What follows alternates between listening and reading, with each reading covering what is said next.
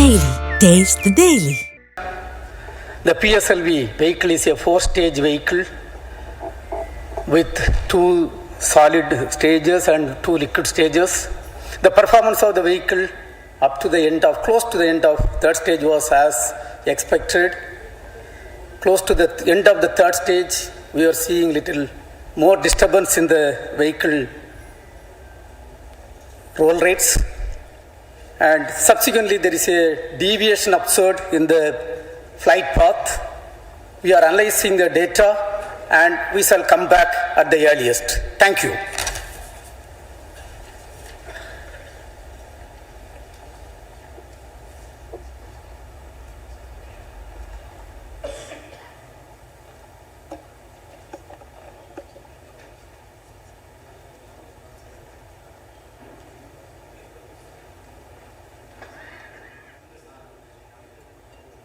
ధైర్యం చెప్పాలి.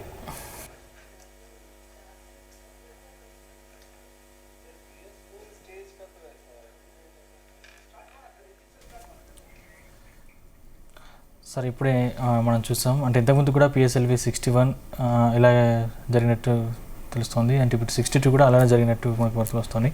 సో ఏం జరగబోతుంది, ఒకవేళ ముందు ప్రయోగించాలనుకున్న వారికి మీరు ఇచ్చే సందేశం? చాలా బాధాకరమైన విషయం అండి.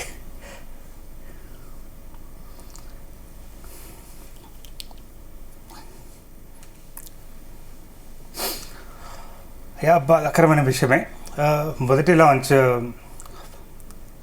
ఫెయిల్ కావడం అనేది సరే. ఎనీహౌ మనం అందరం కూడా ధైర్యం చెప్పాల్సిన సమయం ఇది. ఇస్రో సైంటిస్టులకి ఎందుకు జరిగింది, ఏం జరిగింది అనేది తెలుస్తుందండి. అంటే ఎట్లా మనకు ఒక గొప్ప విషయం ఏంటంటే ఇస్రో ఎప్పుడు కూడా బౌన్స్ బ్యాక్ అవుతుంది. కాకపోతే ఇది ఏంటంటే ఒక మిలిటరీ శాటిలైట్ కాబట్టి అన్ని కోణాలుగా చూడాలి. ఏ రకంగా ఫెయిల్ అవుతుంది, ఎందుకు జరుగుతుంది. మరి మీరు అడిగారు ఒకటి, PSLV 61 అయ్యింది, మరి ఇదయ్యింది. సో ఎవరు ఎక్స్పెక్ట్ చేయలేదు. ఎందుకంటే PSLV ఎప్పుడు ఫెయిల్యూర్ కాలేదండి. మనకి PSLV మనం తీసుకుంటే అది తొలి నెలల్లో ఒక 2 మిషన్స్ తప్పితే అన్ని మిషన్స్ కూడా సక్సెస్ చేస్తూ వచ్చింది. అయితే ఇక్కడ ఒక సంతోషకరమైన విషయం ఏంటంటే పోయిన నెల మనము LVM-3 M6 అని లాంచ్ చేసాం. అంటే ఉపగ్రహాల ద్వారా ఇంటర్నెట్ యాక్సెస్ ఇద్దామనే ప్రయత్నం మనం చేసాం. సో బేసికల్గా LVM-3 అనేది దేని మీద పనిచేస్తుంది, ఒక క్రయోజెనిక్ ఇంజన్ మెథడాలజీ మీద పనిచేస్తుందండి. అయితే మన శాస్త్రవేత్తలు ఎప్పుడైతే ఈ క్రయోజెనిక్ ఇంజన్ కావాలనుకున్నప్పుడు అమెరికా లాంటి దేశాలు అడ్డుపడ్డాయి. రష్యా ఇస్తాన్నా కూడా మనకి అడ్డుపడ్డాయి. అడ్డుపడితే దగ్గర మా శాస్త్రవేత్తలు 25 సంవత్సరాలు కష్టపడితే మనకి మొదటి ఈ క్రయోజెనిక్ ఇంజన్ తయారయ్యింది. సొంతంగా ఈరోజు మనం నిర్మించుకోగలుగుతున్నాం, లాంచ్ చేయగలుగుతున్నాం. అయితే ఆ టెక్నాలజీతో బేస్ చేస్తున్న LVM-3 ఏమో సక్సెస్ఫుల్గా 10 లాంచ్లు వస్తూ ఉన్నాయి. అంటే అది చెప్పాలంటే PSLVని ఒక ప్లేస్ని తీసుకుంది. ఒకప్పుడు మనం PSLV అంటే బేసిక్ వెళ్ళిపోతుంది, నో డౌట్ లాంచ్ అవుతుంది అనుకున్న పరిస్థితి నుంచి తెలియని కారణాల వల్ల ఇప్పుడు మనకి ప్రీవియస్ మిషన్ పోయింది, ఈ మిషన్ కూడా పోయింది. సో ఎందుకు అనేది ఇంకా చైర్మన్ గారు మనకి ఎక్కువ వివరాలు ఇవ్వలేదు. అయితే ఇది ఒక పాయింట్ ఏంటంటే మన దేశవాసులందరూ కూడా దిస్ ఈస్ ద టైం, మనం కూడా మనం ధైర్యంగా ఉండి శాస్త్రవేత్తలు కూడా ధైర్యంగా చెప్పాల్సిన అవసరం అనమాట అండి. ఎందుకంటే మనకి ఎన్నో థ్రెట్స్ ఉన్నాయి. చైనా ఒకవైపు, పాకిస్తాన్ ఒకవైపు, బంగ్లాదేశ్ వెనక కుట్ర కోణాలు కూడా దాగి ఉండే అవకాశం. Yes, this is very important question. అంటే ఇదేమైనా సాబోటేజ్ అంటే అఫీషియల్ లాంగ్వేజ్లో ఏంటంటే ఇజ్ ఇట్ ఎ సాబోటేజ్. అంటే నాకు తెలిసిన కొంతమంది మిత్రులు దీనికి కూడా ఆస్కారం ఉంది అని చెప్తా ఉన్నారు. అంటే నేను ప్రీవియస్ మిషన్లో చూస్తే అంటే వారు ఏ బేసిస్గా చెప్తున్నారు అంటే చైనాకి సంబంధించిన ఒక వార్షిప్ మన ఇండియన్ ఓషన్లో తిరుగుతుంది ఆ సమయంలో అని వారు అంచనా వేశారు, కానీ వారేమీ ధృవీకరించలేదు. అంటే ఇస్రో వర్గాలు మాత్రం ప్రీవియస్ మిషన్లో ఇదేదో ఇంటర్నల్ మన లాంచ్ వెహికల్లోనే ఇష్యూ ఉంది అని వారు అన్నారు. సో ఏదేమైనప్పటికీ మనకు రానున్న రోజుల్లో కూలంకషంగా శాస్త్రవేత్తలు దీన్ని పరిశీలించాలి, పరిశోధించి వారు ఎందుకు జరుగుతుంది ఇలా. ఎందుకంటే మనకి PSLV ఎప్పుడు మనకు ఇది కాలేదు. సో ఏదైనా సరే this is a second such attempt. అంటే మన శాస్త్రవేత్తలు కూడా ఇదేమీ మేము మిలిటరీ పరంగా చేస్తున్నామని చెప్పలేదండి. అంటే అఫ్కోర్స్ ఇది DRDO చేసిన ఉపగ్రహం ఇది. So I hope very soon, అంటే ఏమాత్రం కూడా వెనుక అడుగు వేయకుండా, అంటే మన ఇస్రో నేను భారత ప్రభుత్వానికి రిక్వెస్ట్ చేసేది కూడా ఏంటంటే వారు మనము వాళ్ళకి ఎంకరేజ్ చేసి ఇంకా ఫండ్స్ ఇచ్చి, అసలు మన భారతదేశంలో సమస్య ఏంటంటే మనం ఫెయిల్యూర్కి మనం అవకాశం ఇవ్వం. అసలు నిజం చెప్పాలంటే ఇప్పుడు కొన్ని టీవీ ఛానల్స్ మనం చూస్తూ ఉన్నాం, ఇది ఫెయిల్యూరు, ఇది అయిపోయింది అనే స్థాయిలో వాళ్ళు రాస్తూ ఉన్నారు. దయచేసి అట్లాంటి పనులు చేయకండి. ఎందుకంటే సైన్స్లో ఎప్పుడు కూడా విజయాలు ఫెయిల్యూర్స్ అని ఉండయండి. అది ఎప్పుడు కూడా ప్రతి ప్రయోగం కూడా ఒక రిజల్ట్, ఆ రిజల్ట్ మనకి ముందు అడగడానికి ఒక దారి.